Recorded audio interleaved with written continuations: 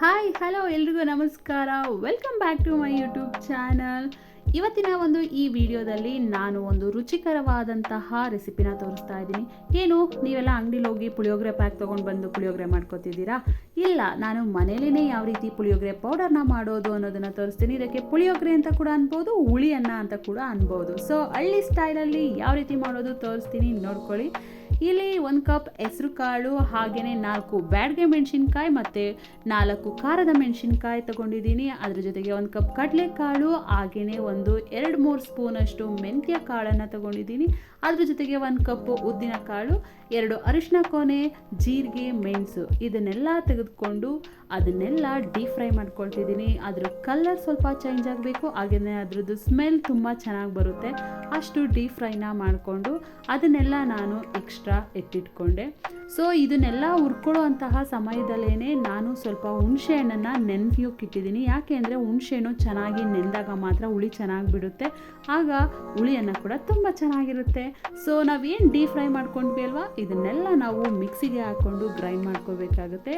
ಎಲ್ಲವನ್ನು ಗ್ರೈಂಡ್ ಮಾಡ್ಕೊಂಡ್ಮೇಲೆ ಅದನ್ನೆಲ್ಲ ನೀಟಾಗಿ ಮಿಕ್ಸ್ ಮಾಡಿ ನೀವು ಬೇರೆ ಎಕ್ಸ್ಟ್ರಾ ಸ್ಟೋರ್ ಕೂಡ ಮಾಡಿ ಇಟ್ಕೋಬೋದು. ಯಾವಾಗ ಬೇಕೋ ಆವಾಗ ಹುಳಿ ಮಾಡ್ಕೋಬೋದು. ಈಗ ನೋಡಿ ಇಲ್ಲಿ ಹುಳಿ ಮಾಡ್ತಿದ್ದೀನಿ.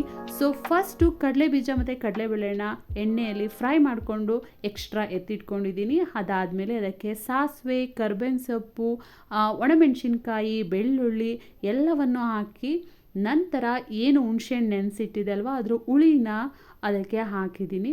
ಸೊ ಹುಳಿನ ಬಿಟ್ಟ ಮೇಲೆ ಅದು 10 or 15 ಮಿನಿಟ್ಸ್ ತುಂಬ ಚೆನ್ನಾಗಿ ಬೇಯಬೇಕು. ಅದ್ರ ಸ್ಮೆಲ್ ತುಂಬ ಚೆನ್ನಾಗಿ ಬರುತ್ತೆ, ಆಗ ಹುಳಿ ಚೆನ್ನಾಗಿ ಬೆಂದಿದೆ ಅಂತ ಅರ್ಥ. ಹುಳಿ ಬೆಂದಿದ ನಂತರ ನಾವು ಏನು ಪೌಡರ್ ಮಾಡಿಟ್ಕೊಂಡಿರ್ತೀವಲ್ವ, ಆ ಪೌಡರ್ನ ನಿಧಾನವಾಗಿ ಹಾಕಿ ಮಿಕ್ಸ್ ಮಾಡ್ತಾ ಬಂದಾಗ ಹುಳಿ ರೆಡಿ ಆಗುತ್ತೆ. ಒಂದು ಸ್ವಲ್ಪ ಲೋ ಫ್ಲೇಮಲ್ಲಿ ಇಟ್ಟು ಬಿಟ್ಟಾಗ ಈ ರೀತಿ ಆಯಿಲ್ ಬಿಟ್ಕೊಂಡು ಹುಳಿ ರೆಡಿ ಆಗುತ್ತೆ. ಹುಳಿ ರೆಡಿ ಆದಮೇಲೆ ಬಿಸಿ ಬಿಸಿ ಅನ್ನಕ್ಕೆ ಕಲಿಸ್ಕೊಂಡು ತಿಂತಾ ಇದ್ರೆ ಸ್ವರ್ಗಕ್ಕೆ ಮೂರೇ ಕೇಡು ಅನ್ನೋ ರೀತಿಯಲ್ಲಿರುತ್ತೆ.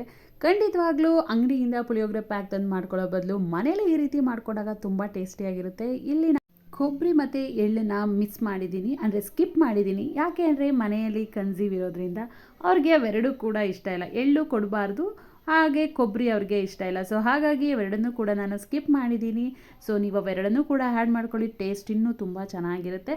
ಸೊ ಇವತ್ತಿನ ವಿಡಿಯೋ ಇದಾಗಿತ್ತು. ವಿಡಿಯೋ ಇಷ್ಟ ಆದರೆ ಲೈಕ್ ಮಾಡಿ, ಶೇರ್ ಮಾಡಿ, ಕಮೆಂಟ್ ಮಾಡಿ. ನನ್ನ ಚಾನಲ್ಗೆ ಇನ್ನೂ ಸಬ್ಸ್ಕ್ರೈಬ್ ಆಗಿಲ್ಲ ಅಂದರೆ ಪ್ಲೀಸ್ ಸಬ್ಸ್ಕ್ರೈಬ್ ಆಗಿ. ಮತ್ತೊಂದು ವಿಡಿಯೋದೊಂದಿಗೆ ಬರ್ತೀನಿ. ಅಲ್ಲಿವರೆಗೂ ಬಾಯ್.